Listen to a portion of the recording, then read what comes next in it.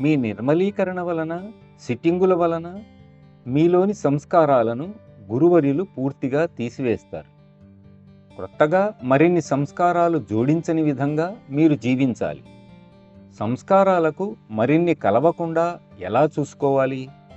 నిరంతర స్మరణలో జీవించటం ద్వారా. అప్పుడే నీవు ఏది ఆలోచించినా, ఏది చేసినా దాని ప్రభావం నీ మీద ఎంతమాత్రం ఉండదు. అప్పుడు ఆధ్యాత్మికంలో చాలా త్వరితగతిన సులువుగా విజయవంతం కాగలరు. లేదంటే ఇది ఎవరో ఊడుస్తూ ఉంటే మీరు చెత్తాచెదారం వేయడం లాంటిది. మళ్ళీ అతడు వచ్చి శుభ్రం చేస్తాడు, మీరు మళ్ళీ చెత్త పోస్తారు. దానికి అంతమే ఉండదు. ఇది కూడా అలాంటిదే. చాలా సరళమైన మన గురుదేవుని బోధనలను అనుసరించేందుకు మీరు తగిన వివేకవంతులవుతారని నేను ఆశిస్తున్నాను. దీనిని ఆచరణలో పెట్టడం కూడా మరింత సులభమే.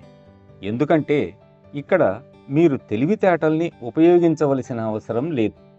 మీరు కేవలం విధేయులై ఉండాలి, అంతే.